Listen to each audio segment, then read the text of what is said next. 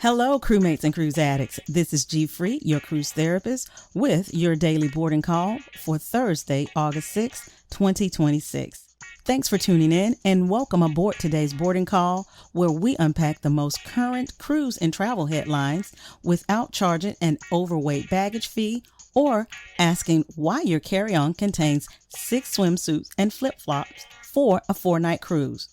But this is a safe space, and we don't judge.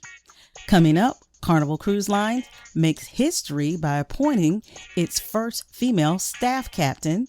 MSC Cruises reveals a new Dominican Republic beach destination opening this November. Port Canaveral begins a $95 million cruise terminal makeover, and the Norwegian Getaway prepares to spend embarkation night docked in Miami for an environmental incentive. So pack your favorite libation, your passport, and your emotional support luggage all aboard as we sail through today's travel headlines. It's time for your daily boarding call.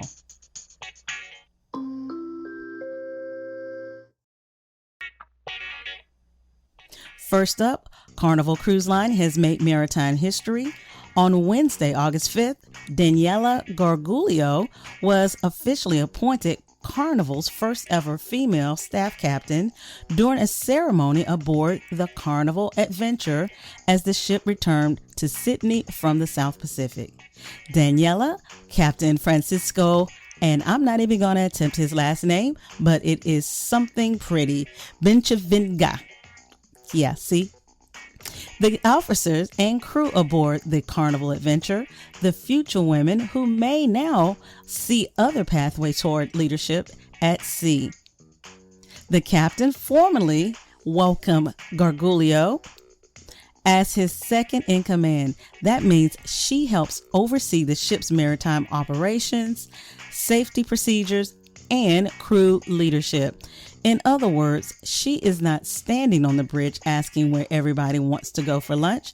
She is helping running the ship.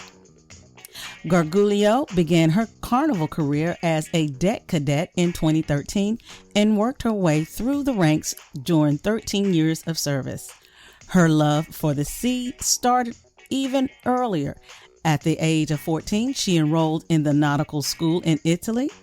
Now, why does this appointment matter? Because women remain underrepresented in senior maritime positions, and visible promotions can inspire the next generations of captains, officers, and engineers.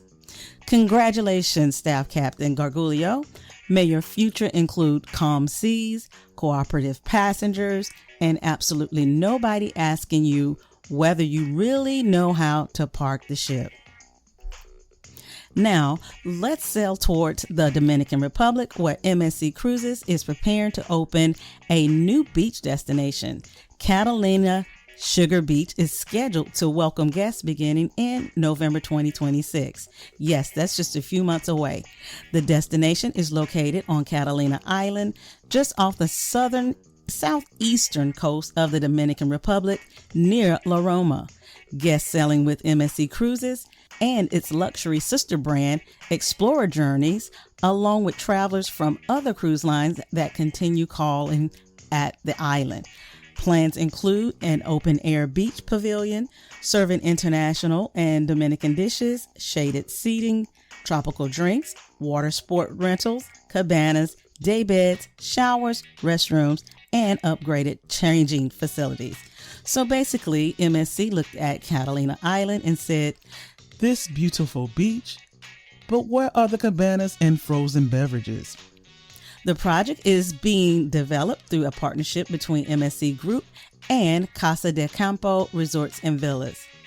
MSC is expanding its presence in the Dominican Republic, including year-round Southern Caribbean sailings aboard MSC Opera from La Roma beginning this November.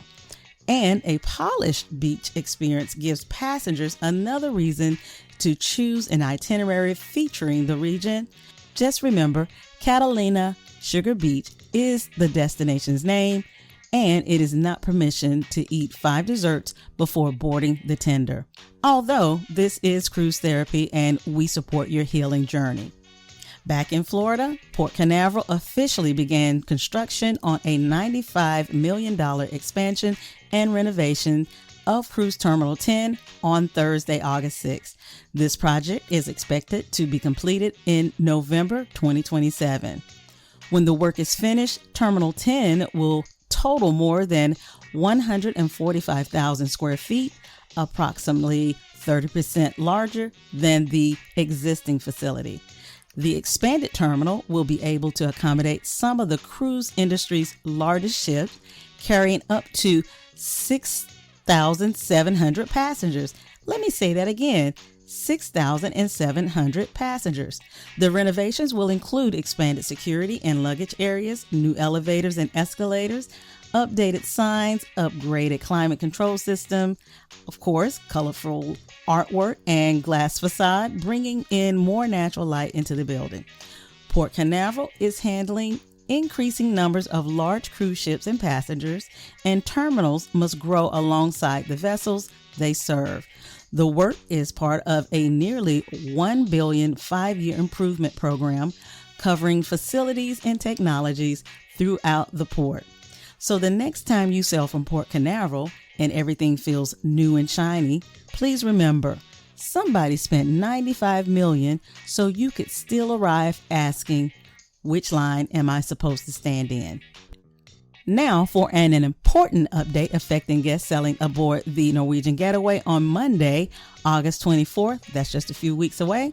Passengers should still arrive at Port Miami during their original assigned times. However, the ship will not depart at its originally scheduled time at 4 p.m. Instead, the Norwegian Getaway will remain docked overnight and depart at 3 a.m. the following morning. The goal is to reduce emissions and support cleaner port operations. Now, that is good news for the environment, but here is the important passenger news. After you board, you will not be permitted to disembark and spend an evening exploring Miami. So please do not board the ship, unpack your pajamas, and then announce that you are heading back to South Beach for dinner. You just got a bonus view of the Miami skyline while the ship remains tied to the dock. Enjoy the scenery, explore the ship, and remember that the vacation officially began when you got on board, even when the ship is not physically going anywhere. The travel tip of the day: when your cruise line announces a delayed departure, read the message carefully and determine whether your boarding time has also changed. A delayed sail away does not always mean delayed check-in. Confirm your assigned terminal arrival time, the final all aboard deadline, whether guests may leave the ship after boarding, whether dining, entertainment, and onboard services will operate normally, and whether all port excursions or arrival times have changed. Save a screenshot of this notice and share it with everyone in your party. Do not rely on somebody saying, "I think they told us to come later."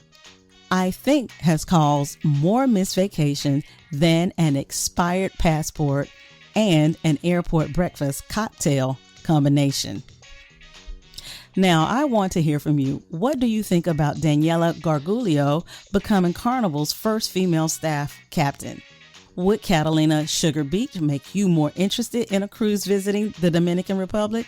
And how would you feel about spending your first night on board while the ship remained docked in Miami? I know what my answers would be. Please leave your answers in the comments.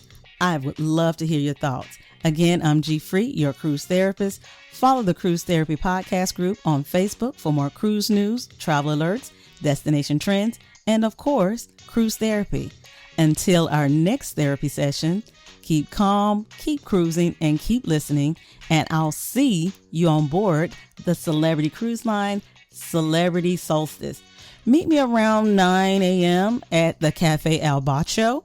I think I'll have those pistachio croissant and a Tia cappuccino spiked coffee. But what are you ordering? Thanks for listening. Bye.